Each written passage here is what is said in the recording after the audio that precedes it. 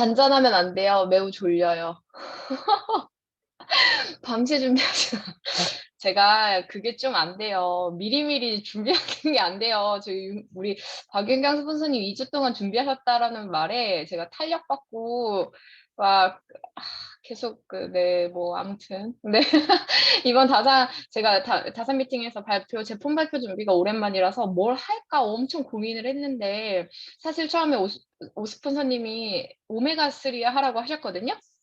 "오메가3는 어때?"라고 하셨는데 저 그거 공부하다가 때려쳤어요. 못 하겠어요. 그거는 제가 예전에 박지아 리더님 썬데이 해 주실 때 들었던 기억이 나거든요. 네, 그거는 저보다 더 전문가이신 리더님들이 우리 팀에 원체 많으니까 인제 그건 오메가3 뭐 이런 거 어려운 거는 박지아 리더님이 해 주실 것 같고요.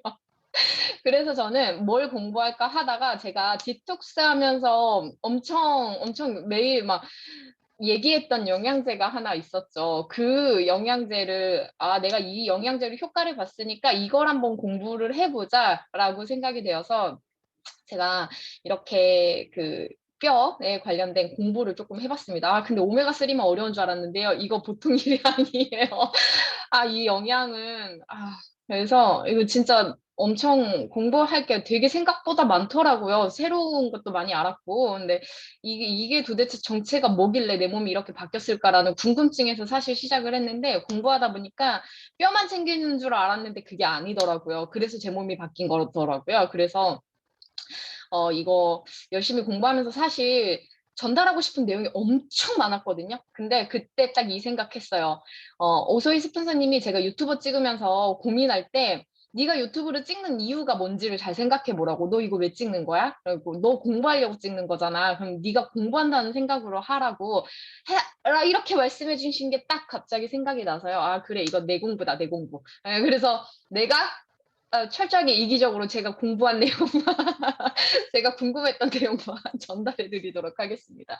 그래서 제가 이 디톡스 2 주를 하고 나서요. 몸에 변화가 굉장히 많이 왔다고 했잖아요. 처음에 이제 먼저 "아이 거꾸로 가고 그래." 원인 모를 짜증이 감소했다고 제가 막 이야기했잖아요. 근데 저는 이게 그냥 생리전 증후군이라고 생각을 했거든요.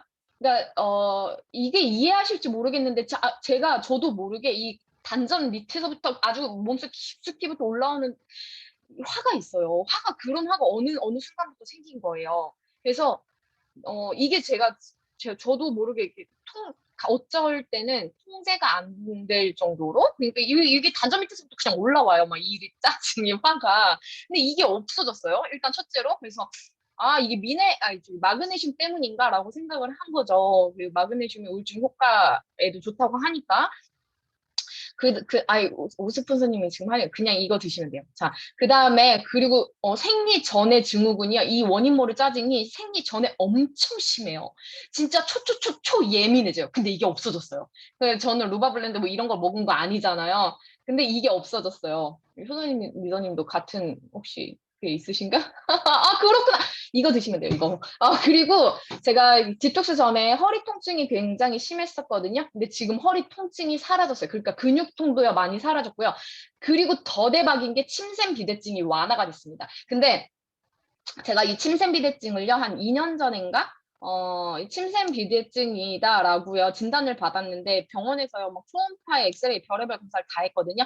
원인이 없어요. 그러니까 무슨 염증이 있어서가 아니라 그냥 진짜 단순 노화로 인한 침샘 비대증이래요. 나이 34 살인가 5 살에 노화로 인한 침샘 비대증이란 이게 웬 말이에요. 이게 어떠냐면요.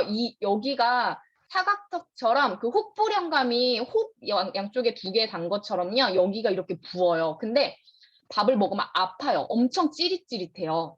밥을 먹으면 갑자기 침이 막 분비가 되면서 엄청 찌릿찌릿해요. 근데 병원에서요. 이거 보톡스 이런 것도 절대 맞지 말래요. 신경이 많이 지나가는 곳이라서 위험하대요. 그렇다고 침 뺀다고 여기 누르지도 말래요. 그럼 어떡해요? 그러니까 그냥 살래요. 아니면 침샘관을 검사를 받아봐야 한대요. 근데 제주도에 침샘관 검사할 수 있는 교수가 1명인데 제주도에 잘 없다. 뭐 진짜 이런 그래서 그냥 포기하고 사실 살았어요. 근데 디톡스를 제가 2번을 했죠. 2번 하고요. 이게 없어졌어요. 근데 제가 이따가 이거를 얘기를 까먹고 못할 것 같아서 미리 말씀을 드리는데, 제가 이 침샘 비대증이 왜 사라졌을까를 고민을 하면서 검색을 여러 번 해봤는데, 이 침샘 비대증의 원인 중에 하나가 침샘관이 막혀서 그렇대요. 근데 이를 악무는 습관이나 잘 때 이를 가는 사람들이 이 근육이 계속 수축하다 보면은 침샘을 막을 수가 있대요. 그래서 어떤 치과에서 그 신경 치료 같은 거를, 신경을 건드려서 침샘이 막히지 않게끔 해주는 그런 시술도 하긴 하더라고요. 그래서 한 가지 방법이 여기 근육을, 턱 관절 근육을 계속 잘 풀어주는 거래요. 생각해 봤어요. 근데 제가 잘 때 이를 갈아요.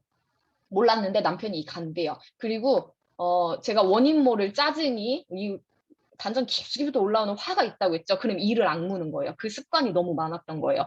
그래서 여기가 굳어 있으니까 침샘이 나가지가 않는 거예요. 근데 제가 이 디톡스를 하면서 원인 모를 짜증이 감소했죠. 이를 악무는 습관 줄어들었죠. 그리고 칼슘과 마그네슘이 근육의 수축과 이완을 도와주면서 침샘관이 막히지 않게 된 거죠.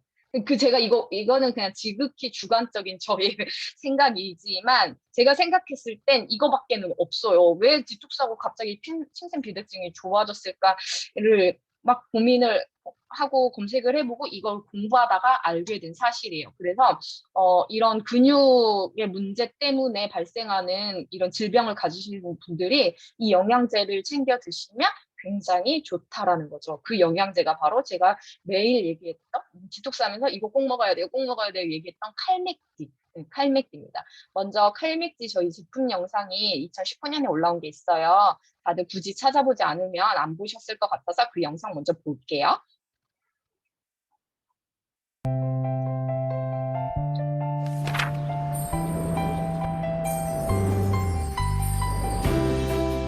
아세요? 뼈는 일생 동안 혈액을 만들고 무기질을 저장하면서 생성과 분해를 반복합니다. 그래서 나이와 성별에 상관없이 지속적인 관리가 필요하죠. 소개합니다. 뉴트리라이트 칼맥디 비타민 무기질. 사람의 손길이 거의 닿지 않는 아이슬란드의 뷸르다르. 이곳에서 칼맥디 비타민 무기질의 주 원재료인 석회 해조류가 채취됩니다. 그 중에서도 뉴트리서트의 엄격한 기준으로 골라 체내 흡수율이 높은 해조 칼슘을 얻습니다. 뉴트리라이트는 GPS 기술로 건강한 석회 해조류를 찾고 해저 환경 영향을 최소화하기 위해 특수 개발된 석션 기술을 사용합니다. 또한 칼슘, 마그네슘, 비타민 D의 트리플 액션으로 흡수까지 고려한 칼맥디 비타민 무기질을 완성하였습니다. 지금 시작하세요. 평생 뼈 건강 솔루션. 뉴트리라이트 칼맥디 비타민 무기질. 뉴트리라이트. 칼맥디 자료가요, 너무 많이 없었어요. 맨땅에 해야 되겠습니다. 저 본사 자료 활용하는 거 되게 좋아하는데 없었어요. 많이, 네, 없더라고요. 네, 어쨌든 저희 이제 뼈에 대해서 조금 이야기를 한번 해볼 건데, 우리가 이렇게 걸을 수 있는 거, 직립보행을 할 수 있는 거의 비결이 바로 뼈라고 하죠. 이 뼈가, 우리 몸의 뼈가요, 우리의 신장과 그 체중을 모두 다 견디고 이 충격을 감소하면서, 충격을 견디면서 걸을 수 있는 거, 이게 바로 24시간 내내 생성과 분해를 반복을 하기 때문에 이 충격을 다 견디면서 뼈가 지탱을 해줄 수 있는 거라고 해요. 그래서 이 뼈의 개수는, 이거는 뭐 아는 내용이니까 대충 영유아기에 300개에서 성인이 되면서 206개로 줄어든다고 하죠. 그리고 날마다 새로워진대요. 날마다 뼈가 날마다 생성과 분해를 반복하면서 5년에서 8년 주기로 신체 뼈가 새롭게 구성이 된대요. 그래서 오소희 스폰서님이 강의해 주실 때 뼈가 건강해지려면 뼈 관련 영양제는 몇 년을 먹어야 된다라고 말씀해 주신 게 있죠. 그때 그게 바로 7년이었어요. 7년. 그래서 정말 뼈를 튼튼하게 만들려면, 뼈와 관절이 튼튼해지려면 7년 정도는 영양제를 꾸준히 먹어야 된다라는 건데, 그런데 제가 이걸 보면서, 이 공부를 하면서 안 건데, 역시 사람은 공부를 해야 뼈가 그냥 약해지면 챙겨야 된다라고 생각했어요. '아 내가 뼈가 약해질 나이가 되면 그때 챙기지 뭐.' 이렇게 생각을 했는데 이 뼈는 평생에 걸쳐서 전생에 뭐 순서가 바뀐 것 같은데 전생에 걸쳐서 계속 날마다 새롭게 만들어지기 때문에 그냥 평생 챙겨야 되는 영유아기를 제외하고는 평생 챙겨야 되는 영양제가 바로 뼈에 관련된 영양제더라고요. 근데 우리 몸에 가장 많이 존재하는 우리 몸에 한 50여 가지의 미네랄이 존재하죠. 이 중에 가장 많이 존재하는 미네랄이 다들 아시죠? 칼슘. 맞아요, 지아님. 역시. 칼슘이죠, 칼슘. 그래서 이 칼슘이요, 99%는 뼈와 치아에 있고 1%는 혈액과 체액에 있다라고 합니다. 그래서 총 사람 몸에 있는 칼슘의 양이요, 체중의 2% 정도래요. 그러니까 제가 50kg면 약 1kg 정도의 칼슘이 이 몸 안에 있다라는 거죠. 그래서 이 뼈의 구성 성분인 칼슘이요, 끊임없이 뼈와 조직 사이를 들어가고 나오면서요, 이렇게 재생산을 하게 된다고 합니다. 근데 이게 연령에 따라서 조금 차이가 있죠. 이제 성장기에는 이 생성이 굉장히 활발하대요. 그래서 골밀도가 높고요. 이후에 이 호르몬에 의해서 분해와 재생산이 균형 있게 이 30대 정도의 이 30대 전반으로요. 약간 균형 있게 유지가 되다가 30대가 지나면서 이렇게 떨어집니다. 그래서 한 50대가 되면 급격히 떨어지는데 그래서 이렇게 골밀도가 떨어지면은 정상적인 뼈가 이러한데 골밀도가 떨어지면서 뼈 속이 비는 골다공증이 이렇게 발생하기도 하죠. 그래서 이 한국인한테 정말 아니 한국인뿐만이 아니라 누구에게나 사람이라면 뼈가 있는 사람이라면 누구에게나 너무 필요한 영양소가 바로 이 칼슘인데 한국인에게 또 가장 부족하기 쉬운 영양소가 1위래요. 그래서 이렇게 보면은 연령대별로 적정 권장 섭취량에 비해서 실제 섭취량이 매우 저조한 거를 볼 수가 있죠. 그래서 권장량의 2분의 1 정도만 섭취하고 있어서 칼슘이 매우 부족하고 심각한 상태다라고 합니다. 그런데 저희가 이 영양소는요, 남녀 연령에 따라 필요량이 굉장히 다른 거 알고 계시죠? 아까 그래프에서 봤듯이 여성은 폐경 이후에요, 골밀도가 엄청나게 급격히 감소를 해요. 그러면 사실 여기에 성인이라고만 해서 권장 섭취량은 뭐 700mg이라고 했지만 폐경 이후의 여성은요, 조금 더 많은 양의 칼슘이 필요하다라는 겁니다. 이게요, 이 영양제나 약에 대해서 아마 박지아 리더님 되게 잘 아시겠지만 이 기준이라는 게 권장 섭취량의 기준이요.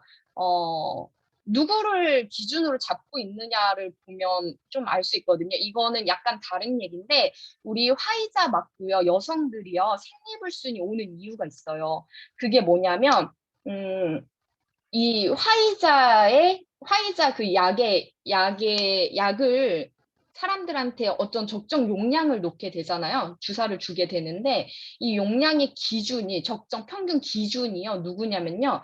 남성인데 그것도 한국 사람이 아니라 서양 남성의 기준인 거예요. 그러면 그 서양 남성과 한국 여성은 엄청나게 다르잖아요. 이 신체 구조라든지 체중이라든지 그리고 다른 어째 신체 능력이 다 다르잖아요. 다른데도 불구하고 그 기준을 그렇게 서양 남성의 기준에 딱 맞게끔 만들어지는 거예요. 그래서 우리 여성들이 그 주사를 맞았을 때 생리불순이 오거나 몸에 다른 부작용이 나타나는 일들이 굉장히 많은 거죠.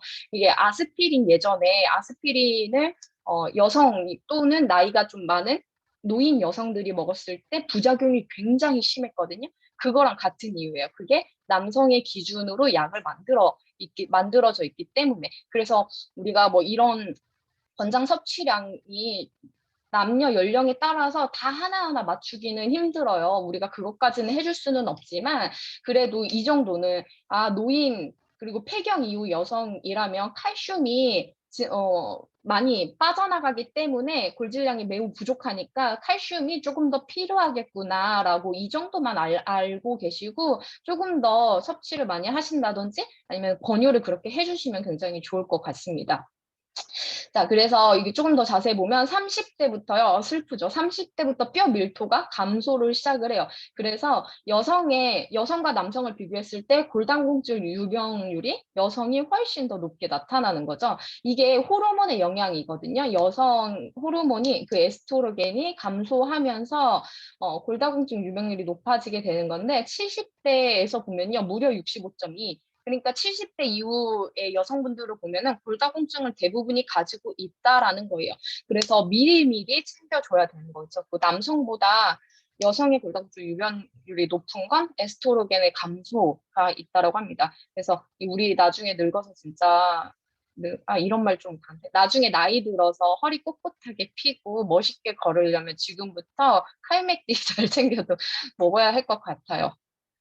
자, 그래서 칼슘은요, 뼈 건강뿐만 아니라 생명 유지에도 반드시 필요한 게 바로 이 칼슘이다. 저는 칼슘이요, 그냥 뼈에만 좋은 거라고 생각을 했어요. 그래서 칼슘이 부족하면은 무려 147가지 질병에 노출이 될 수가 있대요. 이거 보고 진짜 헉했거든요. 뭐 칼슘 하나 부족하다고 이런다고? 근데 제가 느꼈잖아요. 여러 가지 증상들이 좋아지는 걸. 그래서 그럴 수 있겠다라고 생각을 했어요. 그래서 몇 가지만 이렇게 가지고 와봤는데요. 칼슘이 부족할 경우에 이런 질병들이 발생을 할 수 있다라는 거죠. 여기에서 빨간색 친 거, 신경감인, 불면증, 다한증, 알레르기성 질환, 생리종 증후군 제가 가지고 있는 겁니다. 그래서 제가 이걸 먹고요. 그렇게 제가 디톡스 할 때 좀 많이 먹었어요. 원래 아침, 저녁으로만 먹으라고 돼 있었던 걸로 아는데 제가 아침, 점심, 저녁 다 먹었거든요. 그러니까 좀 많이 섭취를 해주니까 그동안 제 몸에 부족했던 칼슘과 마그네슘이 보충이 되면서 이런 것들이 신경과민, 불면증, 그리고 생리전후 증후군이 많이 감소되지 않았을까라는 생각이 들더라고요. 그리고 또 이게 근육과 뼈에만 이런 어떤 좋은 영향을 주는 게 아니라 신경에도 관련이 되어 있다라고 하니까 이 칼슘이 정말 우리 몸에 중요한 영양소이구나라는 걸 공부하면서 많이 깨달았습니다. 그래서 칼슘이요, 그냥 음식으로만 섭취를 해도 충분하지 않냐라고 하는데, 제가 뭘 찾다가 이런 걸 봤어요. 우유가요, 서양인들이 우유 섭취가 굉장히 많죠. 우리 동양인보다. 근데 우유 섭취를 많이 한다고 해서 그 몸에 칼슘이요, 많은 건 아니래요. 그러니까 칼슘이 부족할 때 발생할 수 있는 질병이 서양인들한테 오히려 더 많이 일어나고 있다라고 하거든요. 그게 이 우유가 이 동물성 단백질이 체액을 산성화시킨대요. 그러면 이 체액이 산성화되면 칼슘의 부족 현상을 초래를 한다고 합니다. 그래서 우유 많이 먹으면 키 커라는 게 이거 어쩌면 잘못된 말이 아닐까라는 생각이, 우리 애들한테 더 이상 우유 안 먹여도 되겠다. 차라리 영양제를 주자라는 생각이 들더라고요. 그러니까 우유를 많이 먹는다고 해서 칼슘이 그만큼 충분히 채워지지 않는다라는 거예요. 그리고 뭐 칼슘이 들어있는 음식들이 이렇게 많은데 우리 다 알고 있잖아요. 땅속의 미네랄 함량이 굉장히 낮아져서 예전에 먹던 과일과 우리가 어릴 때 먹던 과일과 과일 뭐 이런 식품들이 지금 먹는 거랑은 영양소가 매우 다르다라는 걸 알죠. 그래서 우리는 애들이 야채 안 먹고 과일 안 먹으면 그래 괜찮아고 영양제를 주는 거죠. 저도 마찬가지고. 그래서 사실은 칼슘이 음식 섭취만으로 충분한 양을 섭취하지 않고 있다라고 해요. 그래서 식품으로 섭취하는 칼슘이 매우 적고, 그리고 이게 또 문제가 되는 게 체내에 흡수가 되지 않아요. 그리고 흡수가 되어도 쉽게 배출이 되어 버립니다. 쉽게 빠져나가 버리기 때문에 칼슘 섭취만큼 중요한 게 흡수율을 높이고 배출을 막는 거다라고 합니다. 그래서 찾아보니까 이런 게 있더라고요. 칼솔브라고 해서 칼슘을 흡수하다라고, 칼슘의 낮은 흡수율을 보완하기 위해 고안한 방식이 이렇게 3가지 정도가 있대요. 근데 우리가 선택한 거는 칼슘, 마그네슘, 비타민 D이죠. 그래서 칼맥D. 이거 우리 이제 칼슘, 마그네슘, 칼맥D, 비타민 D, 칼맥D를 조금 볼 건데 그 전에 비타민 D와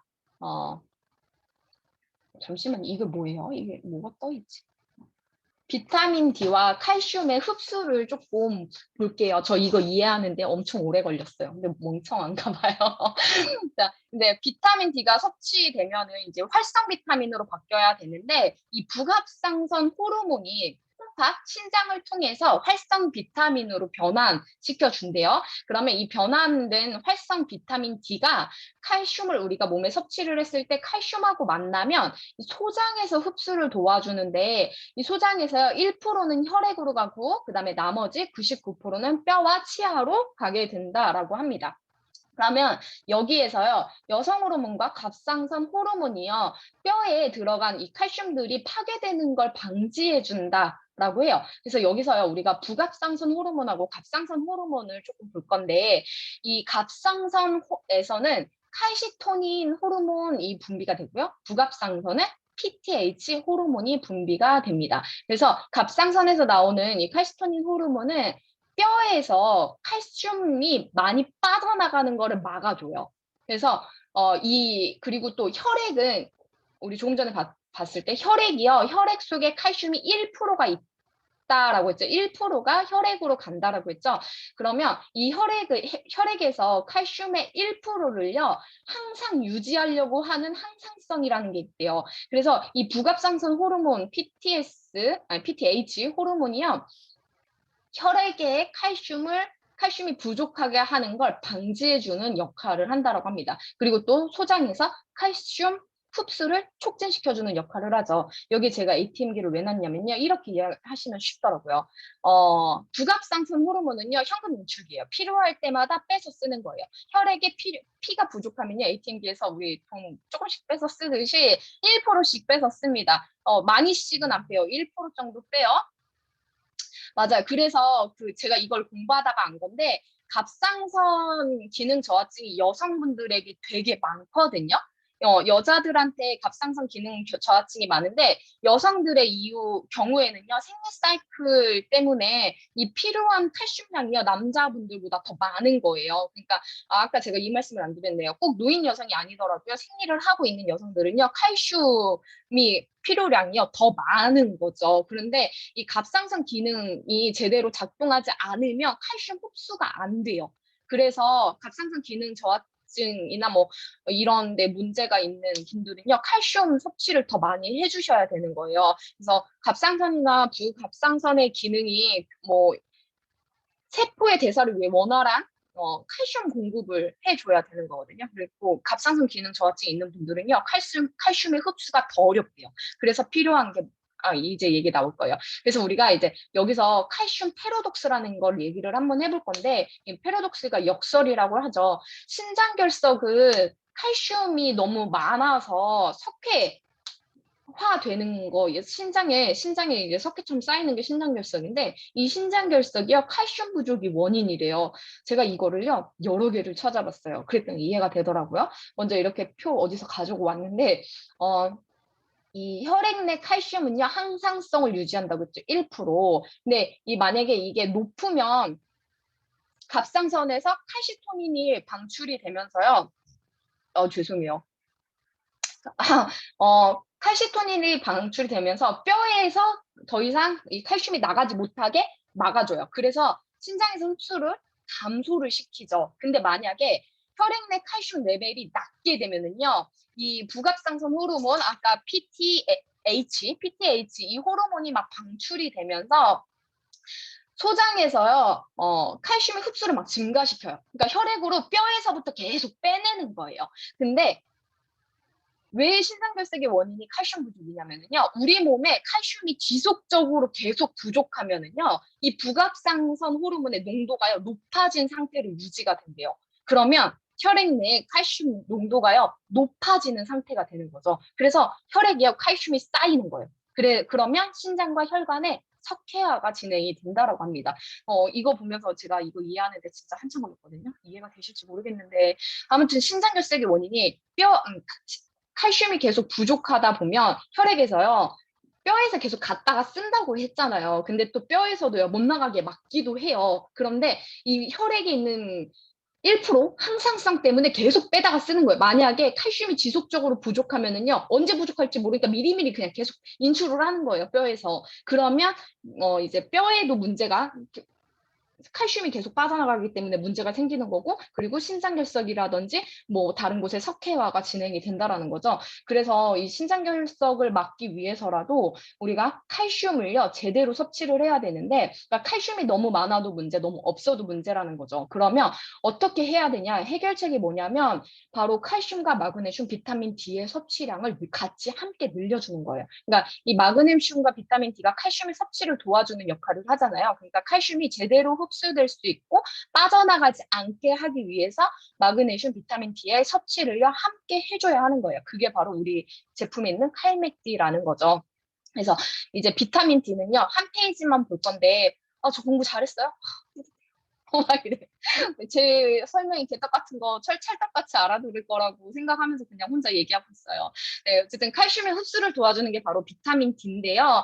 이 비타민 D는 우리가 너무 많이 잘 알죠. 우리 영양제 보면 비타민 D가 들어가 있는 게 굉장히 많아요. 그래서 한국인의 90%가 결핍된 영양소가 바로 이 비타민 D. 근데 찾아보니까 우리 왜 그런 스터디할 때마다 그런 얘기 했잖아요. 비타민 D를 햇빛 뭐 자외선으로부터 충족하기 위해서는 홀딱 벗고 밖에 가서 30분을 누워 있어야 된다라고 했잖아요. 근데 제가 이걸 한 가지 더 봤어요. 이게요 어느 정도가 돼야 되냐면요, 화상 입기 직전까지 가야지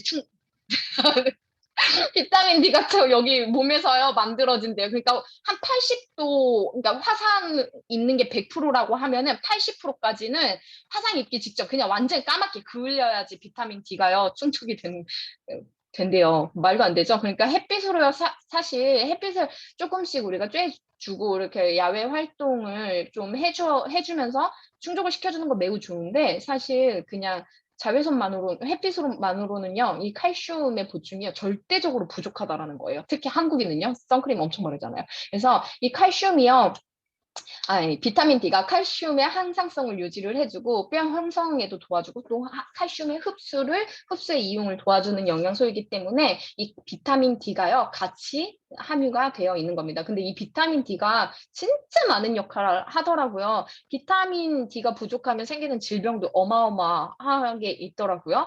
그래서 이 비타민 D는 우리가 또 잘 알고 있기 때문에 더 이상 길게는 얘기 안 하고요. 여기까지만 조금 하고, 이 비타민 D가 들어가 있는 이유는 칼슘의 흡수를 도와주기 때문이다 라고 좀 보시면 될 것 같고요. 그 다음에 칼슘의 단짝인 마그네슘이에요. 칼슘이랑 마그네슘이 단짝이래요. 최적의 비율은 칼슘과 마그네슘이 2대1 정도가 있는 게 최적의 비율이라고 합니다. 그래서 뼈에 보면은 칼슘, 마그네슘, 그다음에 물 이런 것들이 뼈에 같이 있대요. 그래서 인은 제가 크게 말씀은 안 드리는데, 인이 뼈에 굉장히 필요해요. 그런데 인 섭취가 많으면 칼슘이 빠져나가는 거 아시죠? 우리가 인은 걱정할 필요가 없는 게 너무 많은 양의 인을 섭취를 하고 있대요. 뭐, 뭐죠? 갑자기 인스턴트 제품이라든지 뭐 이런 거에서 인의 섭취가 굉장히 많거든요. 그래서 인은 따로 얘기하지 않겠습니다. 그래서 오히려 인보다는 이렇게 마그네슘을 조금 더 많이 추가를 해줘야 되는 거예요. 그래서 마그네슘을 함께 섭취할 때 체내 흡수율과 대사작용이 높아진다라고 합니다. 그래서 50% 정도는 뼈에 녹아 있고 50%는 각종 효소의 원료로, 여기 뼈에 녹아 있는 정도가요 5, 60% 정도라고 이야기를 하고, 누구는 또 50%씩이라고 이야기를 하더라고요. 뭐 일단 또 50에서 60% 정도 뼈에 녹아 있는 게 바로 마그네슘이라고 합니다. 그래서 마그네슘의 효능을 봤더니 어마어마해요. 얘는요 진짜 칼슘보다 더 많아서요. 제가 머리가 나중엔 진짜 거의 포기했어요. 그래 이거 내 공부다 해서 포기했는데, 뭐 칼슘의 흡수를 돕는 건 당연하고요. 그리고 또 골밀도의 상승을 또 마그네슘이 역할을 하고, 이 마그네슘이 혈관의 석회화를 방지시켜준대요. 그래서 신장결석이라든지 혈관 석회화를 막기 위해서 마그네슘이 같이 들어가야 되는 거예요. 칼슘만 들어가면 안 된다는 거죠. 그리고 칼슘의 배출을 또 방지를 해주고, 동맥경화를 방지하고 근육 이완, 그러니까 칼슘은 근육의 수축을 돕고요. 마그네슘은 근육의 이완을 도와요. 그러니까 칼슘만 많고 마그네슘이 없으면 근육이 지속적으로 수축만 되는 거예요. 그렇기 때문에 근육은 수축과 이완이 잘 이렇게 원활하게 작동이 돼야 되는 거잖아요. 그래서 칼슘과 마그네슘이 단짝 친구라고 이야기를 합니다. 그 밖에도요, 너무 많은 거예요. DNA와 RNA 유전자를 생성, 유지, 복구한다. 우리 마그네슘이 들어있는 뉴트리라이트 제품이 뭐가 있는지 아세요? 너무 당연히 더블엑스.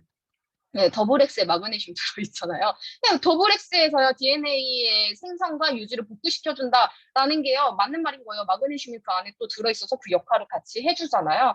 그리고 또 이 마그네슘이 칼슘과 같이 함께 신경 전달 물질을 조절해주는 역할을 함께 한대요. 얘네가 그렇게 아주 그냥 단짝이에요. 어쩜 그렇게 찰떡이 잘 맞는지. 칼슘은 수축, 마그네슘은 이완, 이보다 더 친한 친구는 없어요. 그래서 이렇게 굉장히 많은 영양이 이 마그네슘의 역할이 있더라고요. 그래서 혈류 흐름을 개선해서요, 고혈압을 예방을 해준다라고 합니다. 그런데 저혈압이신 분들은요, 마그네슘을 너무 과다하게 섭취하시면 오히려 안 좋다라고 해요. 그래서 적정량만 섭취를 해주시되 너무 많은 양은, 만약에 우리 오소희 스폰서님처럼 저혈압이 굉장히 심각하다라고 하시는 분들은요, 그냥 병원에 선생님하고 어느 정도 양을 먹어도 되겠느냐라고 이렇게 상담을 한 후에 섭취를 해주시는 게 훨씬 좋다라고 해요. 근데 저희 칼맥대에 들어가 있는 마그네슘의 함량이요, 일일 권장량보다요, 많은 양이 아니에요. 일일 권장량보다 사실 적어요. 그러니까 제가 하루 2번 먹는 걸 3번 먹었어도 아무 문제가 되지 않았던 거예요. 그러니까 마그네슘 뭐 일일 권장량보다 적으니까 그냥 칼맥대 드시는 거 드셔도 되는데, 혹시 너무 저혈압이 심하신 분들은요, 의사 선생님하고 상담하시고 드시는 게 또 좋을 것 같습니다. 그래서 이게 보니까 요즘에 마그네슘의 선택 기준이라는 걸로 글이 굉장히 많아요. 그래서 찾아봤거든요. 저희 칼맥디의 영양 성분, 원재료명을 이렇게 보니까 스테아린산 마그네슘이 있고요. 산화 마그네슘이 있어요. 근데 이 산화 마그네슘은 조직 내 이용도가 굉장히 높고요. 실제 함량이 높대요. 그래서 산화 마그네슘을 많이 써요. 이건 문제가 안 되는데요. 스테아린산 마그네슘이라는 게 있습니다. 요즘에 그 영양제를 블로그에 홍보하는 마케팅하는 방식으로 많이 이제 뭐 화학 합성 영양제다라고 해서 스테아린산 마그네슘은 절대 먹으면 안 된다, 이런 글이 너무 많아요. 그래서 찾아봤거든요. 근데 스테아린산이라는 거는요, 이 스테아린산 마그네슘은 스테아린산 2개와 마그네슘 1개가 염 형태로 결합한 화합물인 거예요. 그러니까 탄소 18개로 이루어진 그냥 포화 지방산이에요. 이거는 식물에도 굉장히 많고요. 그리고 동물에도 많고요. 우리가 먹는 식재료에도요, 이 스테아린산은요, 굉장히 많아요. 뭐, 옥수수 기름, 그 다음에 초콜릿에도 있었고, 뭐에 있었는데, 그게 다 기억이 안 나요. 얘기하다 보니까 죄송해요. 근데 어쨌든 우리가 먹는 식품에도요, 굉장히 많은 양의 스테아린산이 있어요. 이거를 마그네슘하고 같이 이렇게 결합시켜 준 거거든요. 이 스테아린산 마그네슘은 1% 미만으로만 함유가 되어 있어요. 그 이유가 이 가루로 된 그 영양제를요, 이렇게 뭉쳐주기 위해서 있는 거예요. 그러니까 이게 미국의 FDA 식품 첨가물 안전성 등급을 통과했다라고 나오거든요. 여기 밑에 보면 제가 참 출처를 남겨놨는데, 이 블로그에 보면은요, 이 스테아린산 마그네슘의 뭐 부작용에 대해서 이게 왜 부작용이 아니고 이게 왜 화학 첨가물이 아닌지에 대해서 정말 자세하게 다 나와 있어요. 이걸 보고 제가 이랬거든요. 그러니까 1% 미만의 스테아린산 마그네슘이 들어가 있고, 이거는 몸에 아무 문제가 없는, 네, 신체 뭐 면역력을 저하시킨다 이런 말들이 많거든요. 아무 문제가 없는 그런 재료라는 거 누가 얘기하면은 그렇게 말씀해 주시면 될 것 같아요. 그거 스테아린산 음식에도 많이 들어가 있어 라고요. 그냥 간단하게. 그래서 제 주변에 이거를 되게 꼼꼼하게 보시는 분이 계세요. 그래서 제가 조금 더 꼼꼼하게 봤거든요. 그래서 알려드리고 싶어서 간단하게 가지고 와봤습니다. 그래서 우리 칼맥디는요, 칼슘과 비타민 D, 미네랄이라고 썼네요. 죄송해요. 마그네슘이 함유가 되어 있는 그런 트리플 액션 영양제이죠. 이게 보면은 우리 그 마그네슘은 아까 영상에서 보셨죠? 석회 해조류에서 석회석에서 찾아낸 그런 마그네슘인 거예요. 그래서 화학 첨가물이 아니라 우리 건 천연 원료를 이용한 영양제다라는 거를 좀 강조해 주시면 좋을 것 같습니다. 자, 그러면 우리만 먹으면 안 되죠? 아이들도 먹어야 되겠죠? 우리 아이들을 위한 칼슘, 비타민 D, 미네랄이 들어가 있는 영양제가 있습니다. 그게 뭐냐면은요, 뉴트리키즈, 비타민 무기질, 종합 영양제이고요. 그리고 우리 성인이 먹는 건 당연히 더블 X의 그 모든 영양 성분이 들어가 있고요. 그 다음에 또 우리 아이들의 뼈 건강을 위한 취업을 칼슘에도요. 칼슘, 비타민 D, 마그네슘, 칼메티와 동일한 영양소들이 들어가 있습니다. 안타깝게도 뉴트리키즈 종합 영양제 비타민 무기질은요 12월까지 품절 상태입니다. 다들 쌓아놓으셨을 거라고 생각하고 이거 같이 먹여주시면 아이들의 뼈 건강을 위해서 그리고 아이들도 괜히 막 짜증날 때 있거든요. 그럴 때 이거 먹여주시면 신경 안정. 그리고 키 클 때 아이들 성장통 심하죠? 이거 같이 먹여주세요. 성장통 완화에도 도움이 된다라는 거 기억해 주시고요.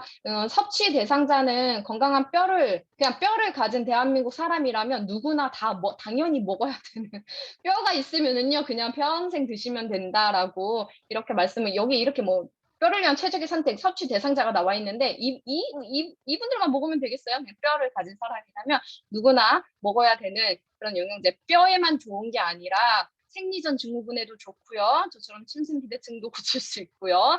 그리고 욱하는 그런 마음을 제가 실험했네요, 제 몸으로. 네, 그런 마음을 누를 수 있다라는 거 다들 잘